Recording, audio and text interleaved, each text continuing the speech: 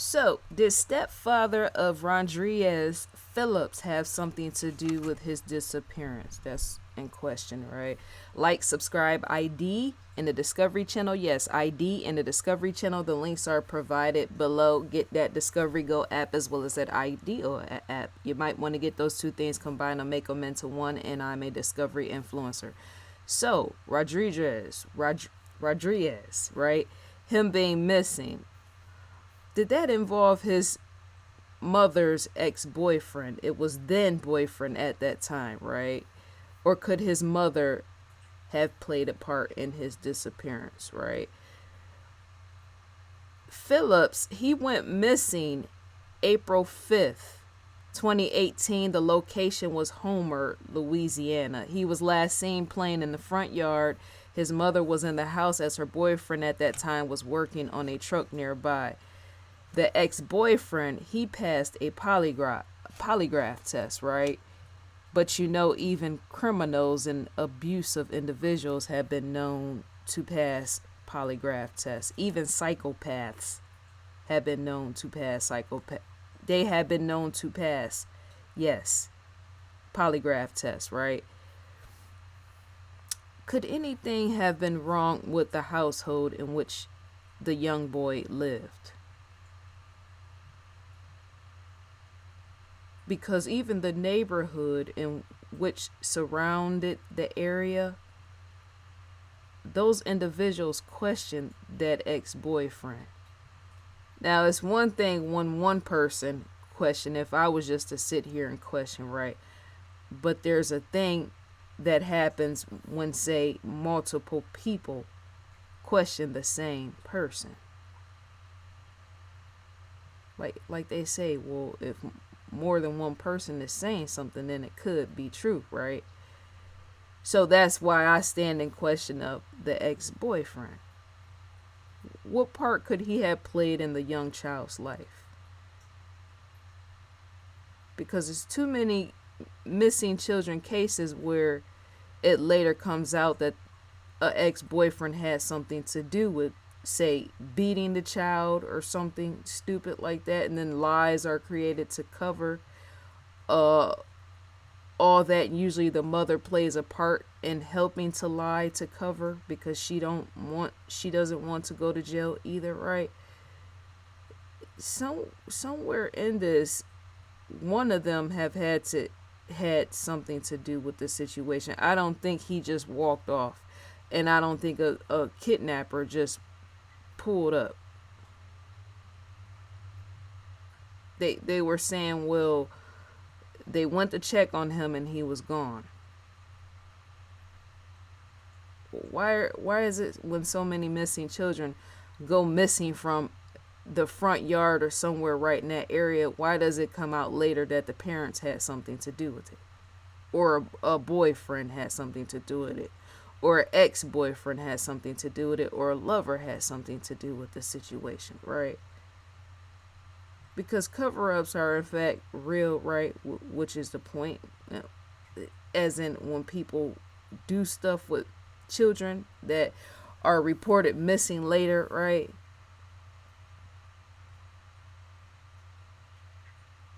That's what I sensed too. As soon as I found out about the story, that's what made me think, well, more than likely the boyfriend at that time. People have skeletons in their claws, and then sometimes it involves abuse, right? More and more, yeah. Missing children, their background. It's hard to research the background, but once you really scope out stuff, you'll see, well, there's always some type of pattern. And I say this almost in every other video. There's always some type of pattern of something within the household, and then all of a sudden the parents report the child missing, and yet the child was never missing to begin with. Somebody either beat the child to death or something crazy like that, right? And they made it seem like somebody just either walked past the house and took the child by hand, right? And now the child is missing, or somebody drove past the house and took the child. And that doesn't always be the case. As the longer we live and the longer technology and everything moves forward, we're starting to see what is in fact say not the truth, as in we're parents. And psychopaths have been known. That's as bad as it gets. Psychopaths, that's not to pass judgment on even them, but even they are known to kill people, right? Psychopaths have been known to pass polygraph tests, which is scary in itself, as in there's a relaxation of the body and all the rest to even pass those sort of tests. So if somebody were to say, well, he did pass the test, the polygraph test, that doesn't mean anything, because even serial killers have been known to pass those type of tests, as in there's an understanding of how the tests work to begin. You got what I'm saying? Some of these people, however their thought processes, whoever they communicate with to understand even how the polygraph tests work, is how even psychopaths and even serial killers have been known to pass those sort of tests. As in, there's a body, remember, test and everything else, there's a reading of the body, right? Some people completely relax. Some people don't let their subconscious take over themselves. A person that's say afraid to go to jail or timid or whatever, remember, oftentimes serial killers, they're not the most type of timid type of people, or the type of pushover type of people, depending on who they are, right? And so it's more easier for them to pass a polygraph test as it is, as even them knowing and understand, well, make sure I relax, make sure I breathe, make sure my body this or that, make sure my thoughts, that type of thing, when taking these tests, right? Because it has in fact in the past been questioned, well, how are killers able to pass these tests? The controlling of their mind is how. Because to know that psychopaths usually don't have guilt, they don't have feelings, as in after they killed somebody or something, they don't have emotions or anything, they don't feel the guilt, is to say that's how they're able to pass tests like a poly. Does that make sense? If I'm a psychopath and I don't have that's more like sociopath, if I don't have a conscience, right? I'm a type of person, or a psychopath, yeah, that too, right? If I lack a conscience, right, or it's a weak conscience, or it's not completely there, that's to say, once I kill somebody, right, it's not gonna be in my brain. I just killed them and moved on. And so now when I go to take this polygraph test, I'm relaxed and all the rest, and able to because even psychopaths, many of them are what's the word for it? As in, you must be a very self-assured whatever when it comes to even being a psychopath type of killer. And taking, as in, you must have confidence or something to get away with killing and then go take a polygraph test enough to pass it. There's no self-doubt or something in that. With killers and psychopaths taking these polygraph tests, they more likely don't have self-doubt, because you must be a very bold, confident person or something to even kill somebody and walk away and just go off and be about your life or something, right? And so yeah, that's for them. They must know how to fully control their thinking, and yet to not have a conscience to begin with is to say, well, they're gonna more likely pass the polygraph test easily because they don't have the guilt on their mind. I'm saying in the back of their conscience is not held there, the guilt.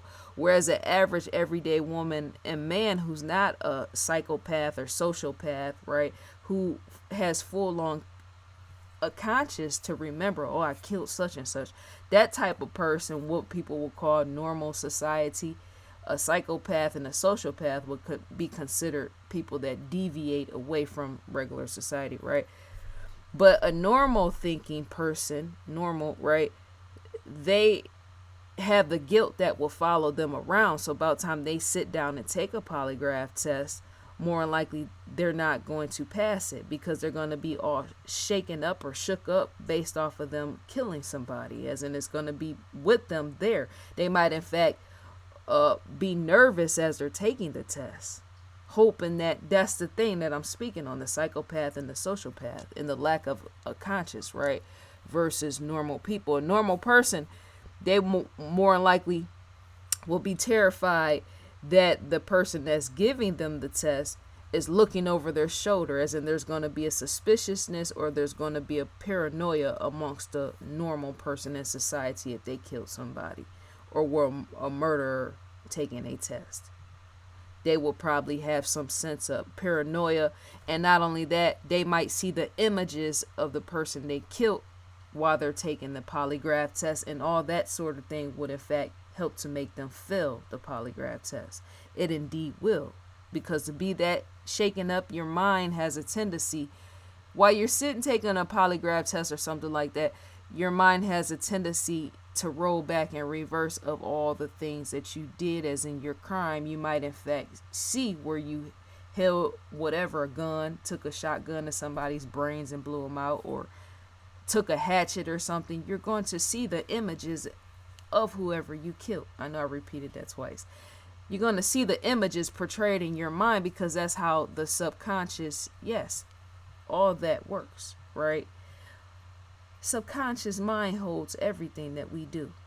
It helps dictate our behaviors from the past moving forward, right? It's an imprint in our life, and it helps to dictate even future actions. So yeah, a normal thinking person, they would have issues passing that polygraph test. But a psychopath or sociopath, they would just sit there. The images, if it were to come flashing before their very eyes as they're taking that test, a psychopath or a sociopath, more likely, they will blot all that out of their brain as it's happening, as in there wouldn't be no feeling, there would be no emotional association or anything with that, right? And that right there is how they would be able to pass. So even if, say, when it was in question, did the ex-boyfriend have something to do with the child going missing, say if he was to put his hands on that child and kill the child, him passing that polygraph test, if he did have something to do with it, he wouldn't care, as in he would more likely pass the test.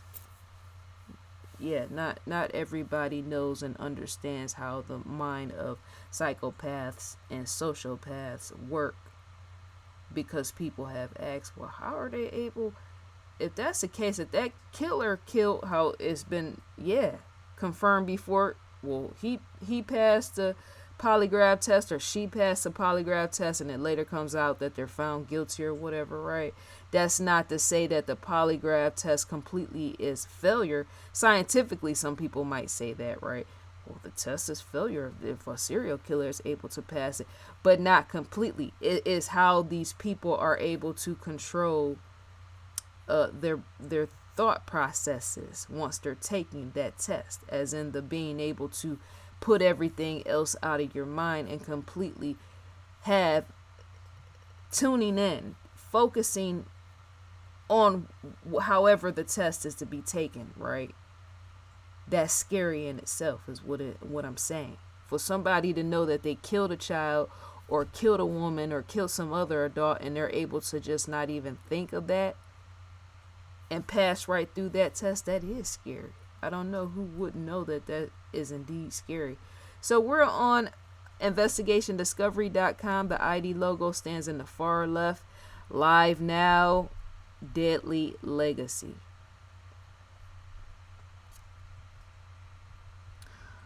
New episodes.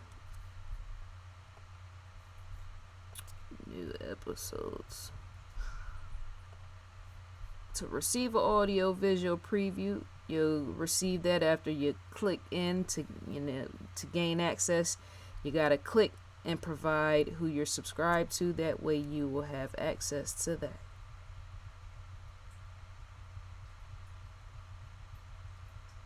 Yeah, because psychopaths, they in fact scare me.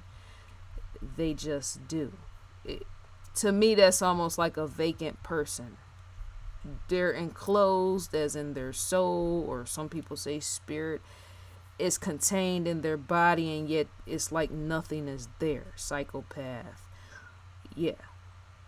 Unlocked episodes. To receive an audio visual is to click the play button, and you would in fact receive a audio visual preview. Recommended for you. Shouts out to Lieutenant Joe Kenda as well as Paula. You see that right there up under my head? Well, it was right there, but it said signs of a psychopath. So discovery in fact, yes, right there, right up under Oprah's head. Signs of a psychopath.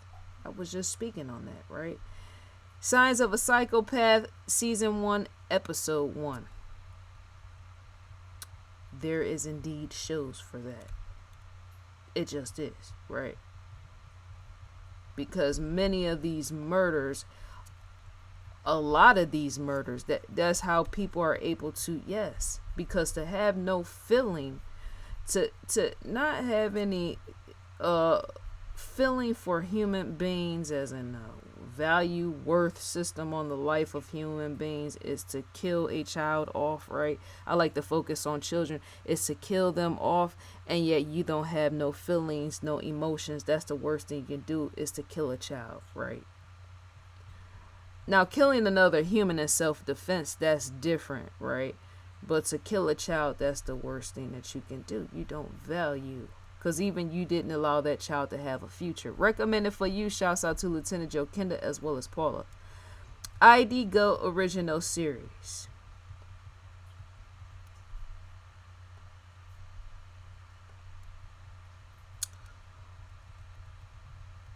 That is indeed bad, right? To receive a newsletter from Investigation Discovery is to type your email address in. As soon as I get this screen to scroll down, it's at the bottom. Type your email address in and click next, and you would in fact receive a newsletter from Investigation Discovery. So dear viewers, let me know what you think and feel about the video, or what you think about psychopaths and sociopaths and all in between, right? They walk amongst society. They are in fact amongst society, right? The numbers, you would want to know the numbers on that, right? Statistics and all the rest, right? So that you can know, do I have any family members or friends who could be psychopaths and all the rest, right? So yes, may you enjoy your day. I will in fact enjoy mine, and I'm gone.